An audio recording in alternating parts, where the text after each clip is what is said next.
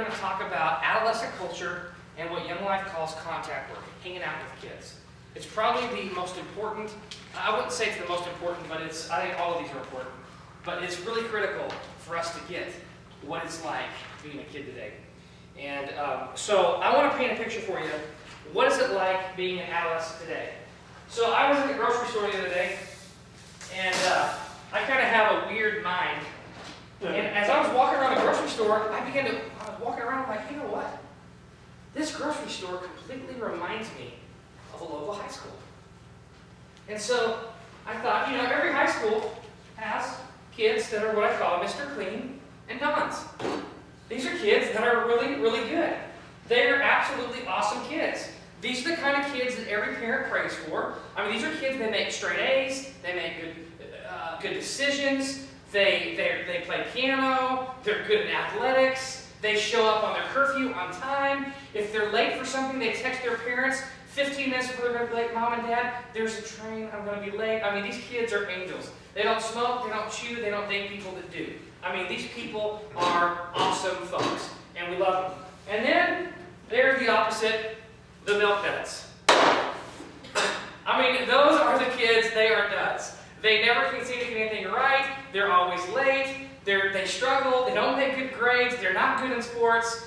And for most people, that's how we view the high school. There's good kids, and there's bad kids. There's Dons and Mr. Cleans, and there's milk duds. And back about 50 years ago, that's what school was like. You had good kids, you had bad kids. You had kids that were clean cut, and you had what was called the hoodies. Anybody remember that term, a hoodie? Some of you younger folks are like, what is a hoodie? That's what you had. I mean, and that's it. Well, I'm here to tell you tonight that youth culture has changed substantially.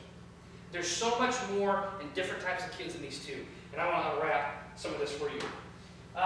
First of all, we have a kid, cannot drink this afterwards, called Jack and Danielle. One day, Jack and Danielle, they met when they were in high school. And Jack and Danielle met because they were at a party, and one night they got to drinking a little bit, and Jack and Danielle started dating. But one night, after dating for a few months, Jack and Danielle, they got a little frisky. That's kind of what happens if you're not careful, especially when you start drinking a little bit. They get a little frisky, and they get so frisky that they have a little secret. And it is a big secret. And they don't really want anybody to know what that secret is, but kind of one of the scary things about this little secret that they have is that in 9 months, they are going to have a little girl named Baby Ruth. And they are scared to death. And it is scary stuff. And we kind of laugh, and it's kind of humorous, and we go, wow, that's wild. But here's what's crazy. The family circle then really isn't the family circle because maybe Jack and Danielle really weren't meant to get married. And they don't. And that little baby Ruth doesn't really have a family to circle. They've got kind of a twisted family. This is about you and a teenager today. Well, we got kids like Skippy. Skippy is a kid like I was when I was in high school. Skippy is off the wall. Skippy is crazy. Skippy is involved with everything. Skippy wears you out.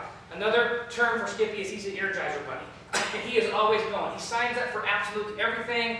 He is in drama and debate and band and plays football. I mean, Skippy is wild and crazy. When he goes to school, he's the kid in the class that drives the teacher nuts because he has ADD and ADC and ADHD and every kind of AD thing you can think of.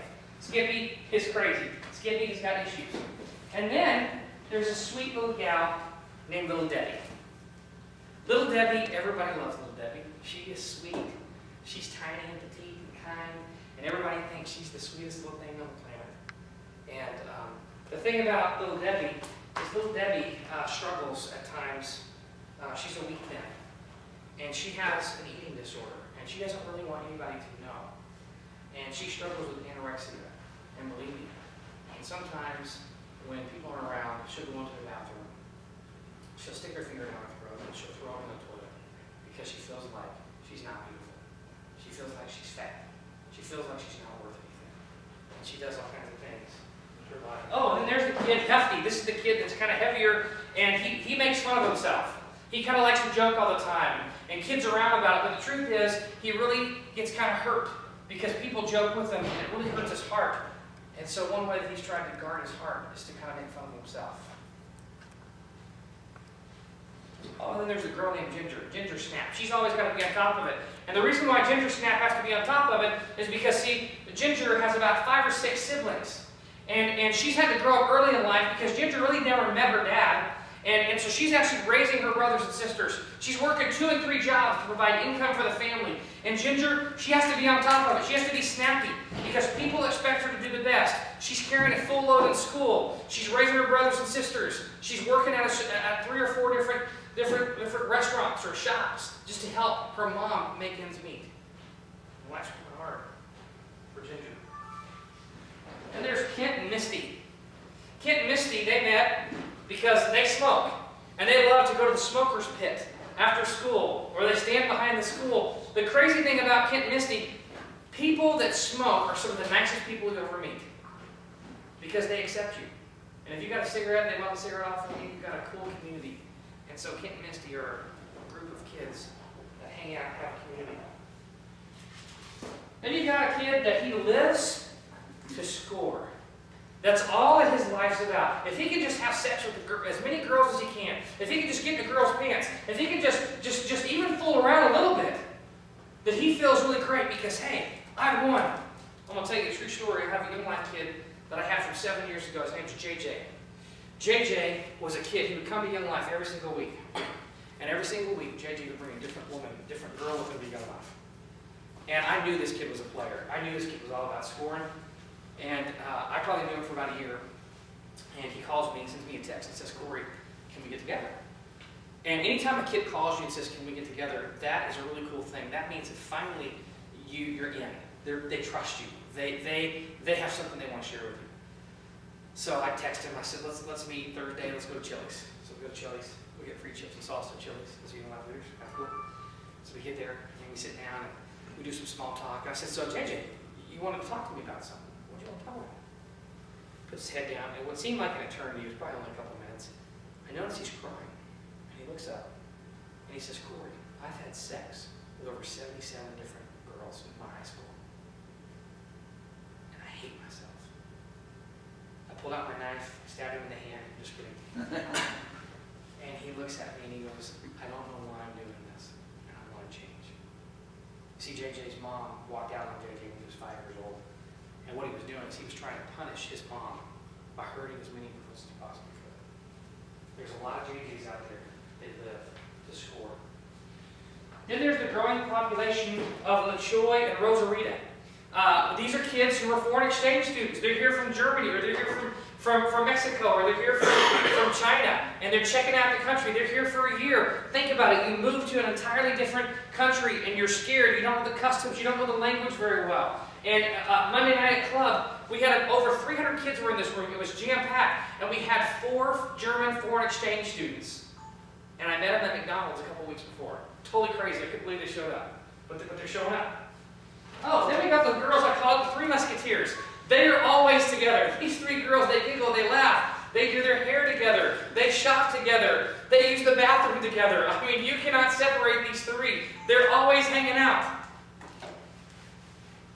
Oh, then you got what I call the granola kids.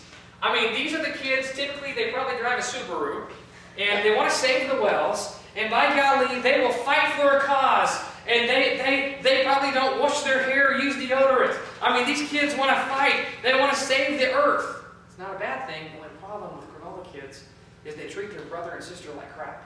But by golly, they want to save the wells. Oh, then you've got kids. Frosted Flake kids. These are kids, they're just flakes. You can't believe a word they tell you. They flake out. They tell you they're going to do something and they back out on you. They have no integrity. A ton of kids today.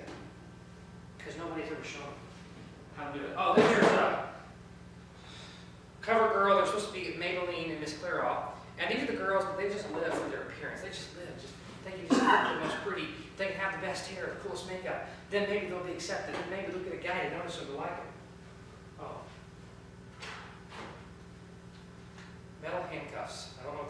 That's crazy. Tylenol. Seems like a good idea. Seems like a good idea. Tylenol, this is the kids, they just give you a headache.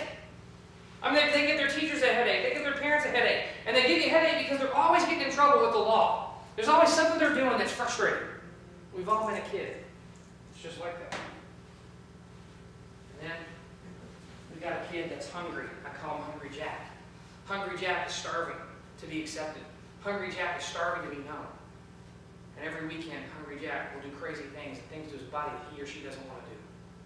Whether it's smoking a lot of weed or doing some crazy adventurous thing, rock climbing without a rope. Hungry Jack is starving to get somebody to notice him, to see him, to accept him. There's more, but the gal that got all my groceries forgot a couple of them, and that's okay. But folks, this is a small picture of high schools and middle schools right here in our town. And what does God see when he sees that? What does God think when he thinks that? And I want to share briefly, if you have your Bibles, you can turn there. If not, just listen. Matthew 9. This is so powerful. And it says this, verse 36. When Jesus saw the crowds, when Jesus saw the kids down at the high school or the middle school, he was upset with them and told them, "You're all going straight to hell, you no good, rotten reprobates." Nope. When Jesus saw the messed up kids who struggle with addiction and fear and anger and appearance issues and peer pressure, he said, I'm God and I'm really disappointed with you. No. When Jesus saw the crowds, he had compassion on them. Because they were harassed and helpless like sheep without a shepherd.